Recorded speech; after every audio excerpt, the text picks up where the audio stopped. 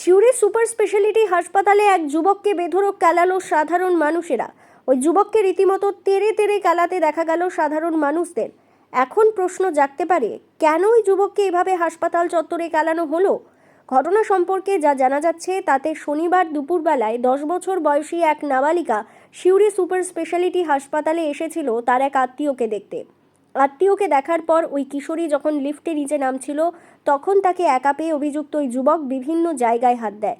এরপর ওই নাবালিকা নিচে নেমে এসে তার আত্মীয়দের পুরো ঘটনা জানায়।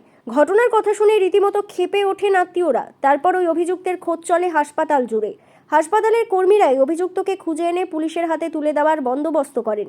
অভিযুক্ত ওই যুবকের নাম অজয় ডোম বলেই জানা গিয়েছে। বাড়ি হাসপাতাল মোড় এলাকায়। ঘটনার পরিপ্রেক্ষিতে হাসপাতালের নিরাপত্তা নিয়ে একাধিক প্রশ্ন উঠতে শুরু করেছে। রোগী পরিজনদের প্রশ্ন, কিভাবে ওই যুবক কোনো রকম রোগী ভর্তি না থাকা সত্ত্বেও হাসপাতালের ভেতর প্রবেশ করলো?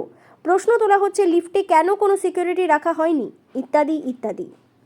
10 তলা বিল্ডিং এর লিফটের আমাদের যে কোনো সিকিউরিটি নেই, নিজে নিজে মানুষ ব্যক্তিগত হিসেবে যাচ্ছে, ব্যক্তিগত হিসেবে আসছে, এবং মাঝে মাঝে লিফট একটা বন্ধ হয়ে যাচ্ছে। আমি তো চেপেছিলাম, একবার বন্ধ হয়ে গিয়েছিল। আমরা 15-20 জন ছিলাম, বিশাল টেনশনে পড়ে গেলাম।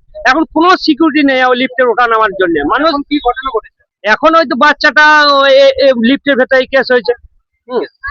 ওই বাচ্চাটার নাম ছিল, একজন এসে ওকে ধরেছে। হ্যাঁ, ছিল তো হানি ওই লিফটে 10 তলা বিল্ডিং এ, সদর হসপিটাল, সিবি সদর হসপিটাল লিফটে 10 তলা বিল্ডিং। হ্যাঁ, পুলিশ এসেছিল। প্রচন্ড খারাপ জিনিস এইটা। হসপিটালে যদি এরকম কাণ্ড হয় তাহলে আমাদের আর কোথায় সেফটি পাবো একটু বলতে পারবেন? হসপিটালের মধ্যে লিফটের মধ্যে যদি একটা বাচ্চা 10 বছরের নয় 7 বছরের মেয়ে যদি এরকম হয়, আর কোথায় কি সেফটি পাবে মানুষ একবার আপনারা ভেবে বলুন। কোথাও সেফটি আছে কি? কোথাও সেফটি নেই। তাহলে আর কি সেফটি পাবো বলুন? তাহলে এখানে প্রশাসন বা হসপিটালের সুপারদের এদের কিছু একটা ব্যবস্থা নেওয়া উচিত। এসব এই ধরনের গুন্ডাদের হাত থেকে মানুষকে বাঁচানোটা উচিত। তবে যে খুব ভালো চিকিৎসা হচ্ছে তাও হয়নি।